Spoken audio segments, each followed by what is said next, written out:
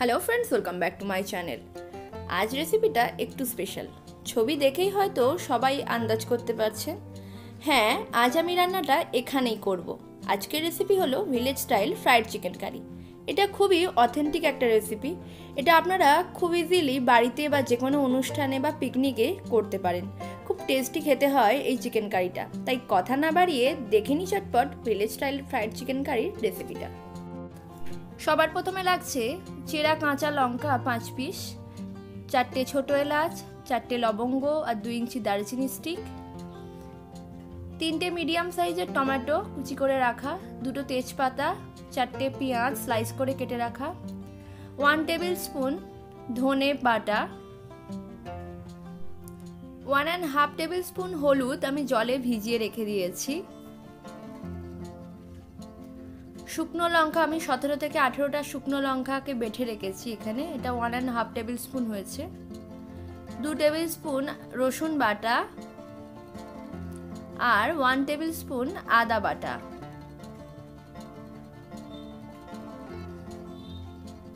আর লাগছে half cup টক দই। সমস্ত রান্নাটা সরষের তেলেই হবে।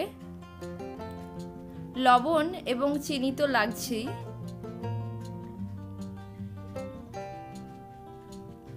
আমি প্রথমে একটা কড়াই নিয়ে নিয়েছি।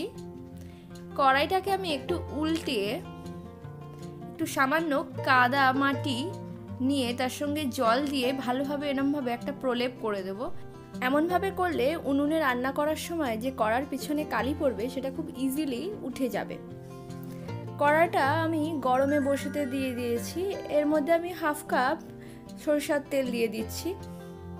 আমি এখানে কিছু টুকরো করে রাখা আলুর মধ্যে অল্প পরিমাণে লবণ ও হলুদ মাখিয়ে নিচ্ছি। এখন এই গরম তেলের মধ্যে আলুগুলো দিয়ে খুব ভালোভাবে ডিপ ফ্রাই করে নেব।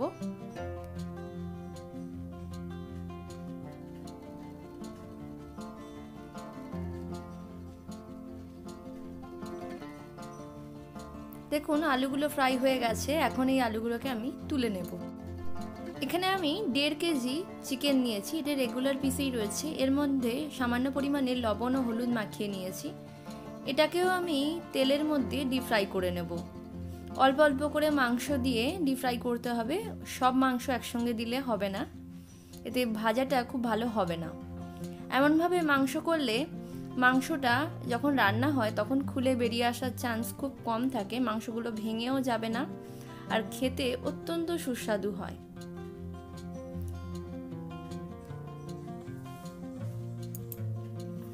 দেখুন মাংসগুলো ভালোভাবে ফ্রাই করা হয়ে গেছে। এখন এই মাংসগুলো আমি অন্য একটি পাত্রের মধ্যে তুলে নেব। শীতকালের মরশুমে সাধারণত আমরা সবাই পিকনিক করে থাকি। পিকনিকের জন্য এই মাংস রান্নাটা একদম বেস্ট। আপনাদের সবাইকে সাজেস্ট করব প্লিজ পুরো ভিডিওটা একটু কষ্ট করে দেখবেন। আর আমার চ্যানেলটিকে যারা সাবস্ক্রাইব করে থাকেননি তারা প্লিজ প্লিজ প্লিজ সাবস্ক্রাইব করুন। আর ভিডিওটা যদি আপনাদের পছন্দ হয়ে থাকে প্লিজ ভিডিওটিকে লাইক করবেন, শেয়ার করবেন। চলুন, অনেক বকবক হয়ে গেছে, এখন মূল রান্নায় ফিরে যাই। এইভাবে আমি সমস্ত মাংসগুলোকে ফ্রাই করে নিয়েছি। এখন আমি এই সেম তেলের মধ্যে দিয়ে দেব গোটা গরম মশলা আর তেজপাতাটা। একটু ফুটে উঠলেই এর মধ্যে আমি পেঁয়াজটা দিয়ে দিচ্ছি। দিয়ে পেঁয়াজটা ডিপ ব্রাউন হওয়া পর্যন্ত খুব ভালোভাবে ফ্রাই করে নেব।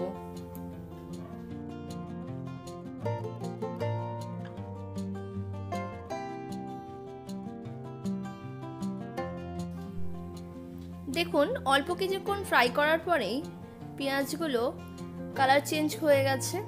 এখন আমি এর মধ্যে দিয়ে দিচ্ছি 5টা গোটা পেঁয়াজ। এটা দিলে টেস্ট খুব ভালো হয়, পেঁয়াজগুলো খেতে খুব মিষ্টি লাগে। একটু নাড়াচাড়া করে নেব। পেঁয়াজগুলো একেবারে ডিপ ব্রাউন কালার হয়ে গেছে। এখন আমি এর মধ্যে দিয়ে দিচ্ছি রসুন বাটাটা। এই রান্নায় রসুন বাটাটা একটু বেশি পরিমাণে লাগে। একটু নাড়াচাড়া করে নিচ্ছি। রসুনের গন্ধ একেবারে চলে যাওয়া পর্যন্ত খুব ভালোভাবে ফ্রাই করে নেব। এর মধ্যে এখন দিয়ে দিচ্ছি লঙ্কা বাটাটা।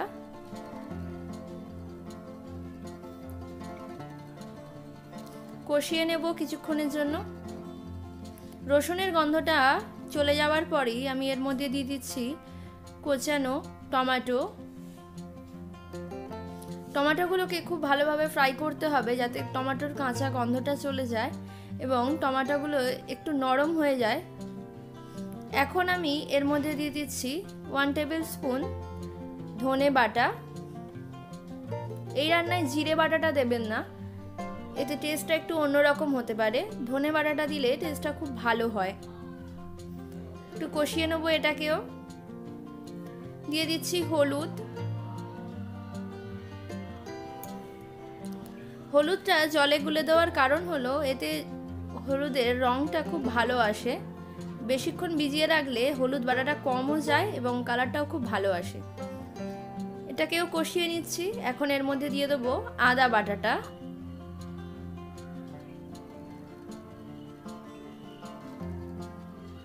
কষিয়ে নেবো এটাকেও মিনিট 2-এর জন্য। এখন এর মধ্যে দিয়ে দিচ্ছি পরিমাণ মতো লবণ।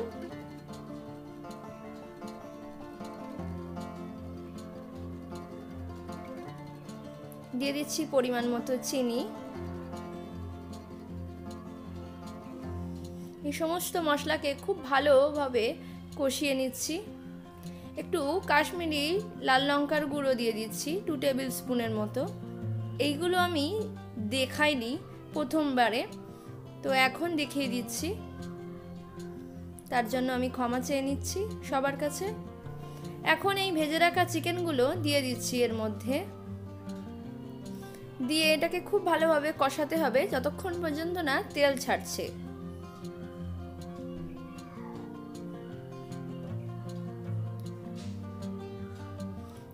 চেরা কাঁচা লঙ্কাটাও দিয়ে দিচ্ছি এখন। খুব সুন্দর একটা চেরা কাঁচা লঙ্কার ফ্লেভার আসে।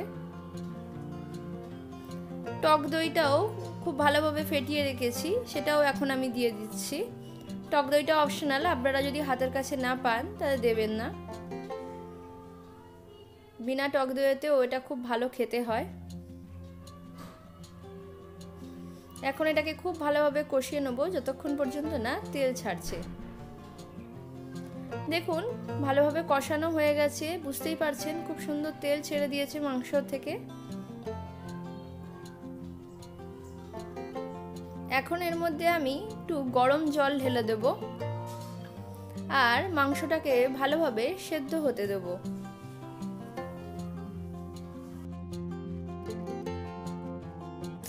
একটু ভালোভাবে নাড়াচাড়া করে নেব। এখন আমি এর মধ্যে দিয়ে দেব ভেজে রাখা আলুগুলো।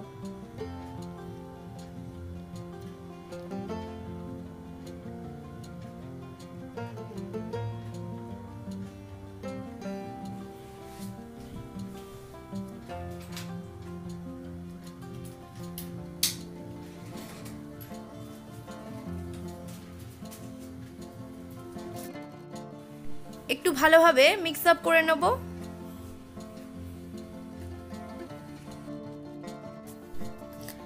এখন আমি কড়াইয়ের সমান একটা চাপা দিয়ে দেব আর এটাকে ভালোভাবে সেদ্ধ হতে দেব 15 থেকে 20 মিনিটের জন্য, অবশ্যই কিন্তু মিডিয়াম ফ্লেমে। আফটার 20 মিনিটস দেখুন মাংসটা একেবারে রেডি হয়ে গেছে। আমি একটু সামান্য গ্রেভি রেখেছি, আপনারা যদি কেউ চান তো এই গ্রেভিটা একেবারে শুকিয়ে খুব শুকনো শুকনো করতে পারেন মাংসটাকে, তাতে কোনো প্রবলেম নেই। চলুন এটাকে এখন আমরা সার্ভ করি। দেখলেন তো বন্ধুরা কত easily village style fried chicken হয়ে গেল। এই রান্নাটা যদি আপনাদের পছন্দ হয়ে থাকে তাহলে প্লিজ আমার ভিডিওটিকে লাইক করবেন, শেয়ার করবেন এবং অবশ্যই কিন্তু আমার চ্যানেলটিকে সাবস্ক্রাইব করতে ভুলবেন না। ততক্ষণের জন্য keep watching and thank you.